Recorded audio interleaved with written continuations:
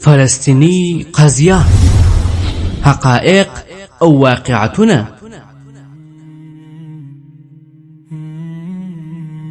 الحمد لله رب العالمين والعاقبة للمتقين والصلاة والسلام على أشرف الأنبياء والمرسلين سيدنا ومولانا محمد وعلى آله وأصحابه أجمعين. أما بعد، د اولسو تړون غزا او اریحا. د غزا اریحا تړون لمخې د فلسطین د ازادي سازمان مشرتابه د هغه څه په رسمیت پیژندلو موافقه وکړه چې د اسرائیل د شتون حق بلل کیږي او ورسره یې د فلسطین د 78 سلنې خاورې د اشغال او مالکیت مشروعیت ومنلو. سازمان ژمن سو چې وسلوال مقاومت او انتفاضه به پای ته رسوي. د خپل ملي منشور هغه ټول بندیزونه به لغوه او حذف کړي چې د ټول فلسطین د ازادۍ او د صهیونیستي جوړښت د ورانولو او له منځه وړلو غوښتنه کوي. همدارنګه د شخړو د حل یوازینۍ لاره سوله ایز هڅې ګڼي. په دې توګه سازمان په عملي ډول خپل ځان، خپل موخې او خپل ملي منشور له منځه یووړ. په مقابل کې د سازمان مشرتابه د اسرائیل لخوا د فلسطیني اولس د یوازیني استازي په توګه په رسمیت وپېژندل سو او د غزې په تړانګه او د لویدیځ غاړې په ځینو برخو کې یې محدود ځانواکي ترلاسه کړه، په دې شرط چې د اصلي مسایلو د حل پروسه د 5 کلونو په موده کې بشپړه سي. خو د 6 کلونو نه زیاتې او اوږدې خبرې اترې کوم بنسټیز بدلون ته ونه رسید، تر دې چې د 1999 میلادي کال د دسمبر پر 4 د شرم الشیخ تړون لاسلیک سو. د دې له مخې د غزې تړانګه تر ځانواکي لاندې راغله.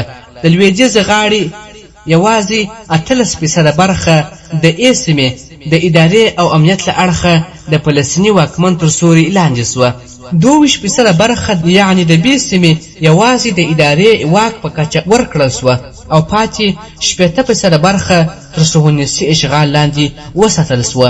په دې توګه د فلسطیني ادارې تر واکمنۍ لاندې سیمې د اشغال په منځ کې د جلا او ټوټې ټوټې ټاپوګانو په څیر پاتې سوې چې یوازې په هغو ځایو کې متمرکزې وې چې د فلسطیني وګړو ګڼ مېشت ځایونه وه. دا حالت تر اوسه یعنی 2016 کال په رسمي ډول نه دی بدل سوی.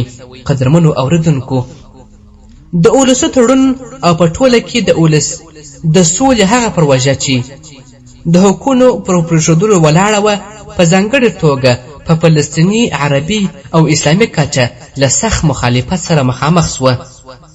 تر ټولو مهم ټکی دا و: لومړی، د مسلمانانو د باوري علماو له لوري فتوا ورکړل سوه چې د صهیونیستي دولت سره د سولې دا ډول جوړجاړی چې هغه کسان او اړخونه ټینګار پرې کوي جواز نه لري او پر ځای د جهاد فریضه واجب ده چې د غصب شویو خاورې د ازادۍ او د هغې د بشپړ بیرته ستنېدو لپاره ترسره سي. دغه مبارزه د حق او باطل جګړه بلل سوې چې له یوه نسل څخه بل نسل ته لیږدېږي تر څو خدای د بریا او تمکین اراده وکړي.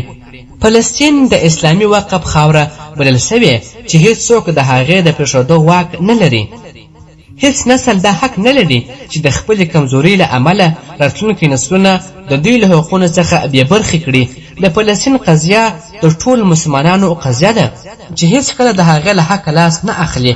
که هر څومره وخت تیر سي نو دا موضوع یوازې تر فلسطینیانو پورې محدود نه ده، څه دا چې د ازادي سازمان یا د هغې تر مشرتابه پورې منحصره وګڼل سي. دوهم، د فلسطین د ازادي سازمان مشرتابه د اولسو تړون په منلو کې بالکل یوازې او یک تنها و، پرته له دې چې د فلسطین اولس ته مراجعه وکړي. دا په داسې حال کې چې د دغه تړون په وړاندې د اسلام پالو، ملي پالو او کیڼ پالو په منځ کې سخت مخالفت موجود و، بلکې ان د فتح او د غورځنګ په خپلو لیکو کې هم د تړون په مخالفت، د تړون په خلاف پراخ اعتراضونه راپورته سول.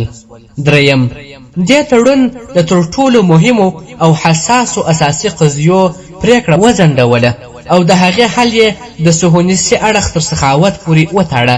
هغه اړخ چې خپله زورواکي یې وکاروله څو خپله طرحه په عملي ډول پر مځکه پلي کړي. د کمزوري فلسطیني اړخ په زیان د دغو ځنډول سویو قضیو تر ټولو مهم یې دا وي: الف، د بیت المقدس د ښار راتلونکی، با د فلسطیني کډوالو راتلونکی، جیم د لویدیځې غاړې د یهودي میشتو ځایونو راتلونکی، دال د راتلونکي فلسطیني جوړښت ماهیت، واکونه، پولې او پر خپلې خاورې د هغه بشپړ حاکمیت. څلورم، دا پروژه په بشپړ ډول له صهیونیستي غوښتنې سره برابره وه. هغه غوښتنه چې موخه یې د فلسطیني وګړو د ګڼ میشتو سیمو له بار او درانه مسؤلیت خلاصون و.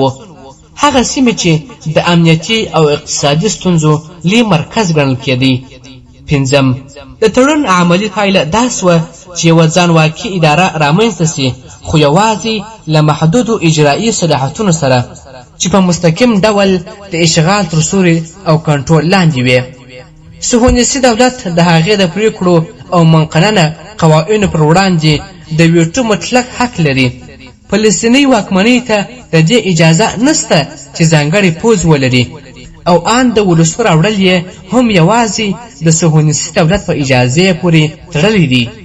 شپږم، د ځانواکۍ اداره دې ته اړ کړل سوې چې د صهیونیستي دولت پر ضد هر ډول جهاد او وسلوال عملیات وځپي او له منځه یوسي او د فلسطیني جهادي سازمانونو مجاهدین ونیسي، تر څو خپله د ښه نیت، ښه نښه او د سولې پر وړاندې خپله ژمنتیا وښیي. د همدې لپاره ورته امنیتي بنسټونه جوړ سول چې د خلکو پر هر حرکت او حتی پر سا اخیستلو څارنه کوي. خو په اقتصادي، سیاسي، ټولنیزو ډګرو کې یې عمل خورا کمزوری و او په ادارو کې په پراخه کچه فساد خپور و. اووم، پولې ټولې تر اسرائیلي کنټرول لاندې پاتې سوې او د فلسطیني واکمنې سیمو ته د ننوتلو او وتلو اجازه په بشپړ ډول د صهیونیستیانو تر هغه حق پورې وتړل سوه چې کله وغواړي اجازه ورکړي او کله چې وغواړي منع یې کړي. اتم، تړون د فلسطینیانو د خپل برخلیک د ټاکلو حق، د خپلواک دولت د جوړولو حق او د لویدیځې غاړې او د اشغال شوې خاورې په توګه د غزې هیڅ یادونه نه کوي. نهم، دې تړون د عربي او اسلامي هیوادونو لپاره په بشپړ ډول دروازې پرانیستې چې له صهیونیستي دولت سره تړونونه لاسلیک کړي او اړیکې ټینګې کړي. همدارنګه یې صهیونیستیانو ته په سیمه کې د نفوذ د پراخېدو، د اقتصادي تسلط د ترلاسه کولو او د اسلامي او ملي ځواکونو د ځپلو فرصت برابر کړي. لسم، له اولسو تړون د پیړۍ تر څلورمې یعنې 25 کلونو ډېر وخت تېر سوی. صهیونیستي دولت په بریالیتوب سره د سولې د پروسې مهار په خپل لاس کې واخیست او وتوانېد چې د فلسطین واکمني داسې یوې ادارې ته راوړي چې د فلسطیني ولس د خدمت پر ځای د اشغال د ګټو لپاره ډېر کار کوي. د اشغالګرو د سولې د پروسې تر سوري لاندې د خاورې او انسان د یهودیزه کولو پروګرامونه پر مخ وړي.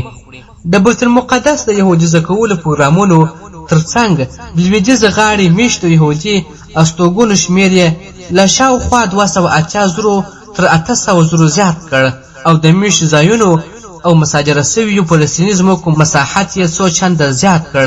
دا ټول په داسې حال کې چې خپله د اولسو له تړون شاته سو. د ټرمپ معاملې ملاتړ یې وکړ. د لویدیځې غاړې د پراخو برخو د ضم کولو مفکوره یې وړاندې کړه او د غزې تړانګه محاصره یې لا پسې دوامداره وساتله.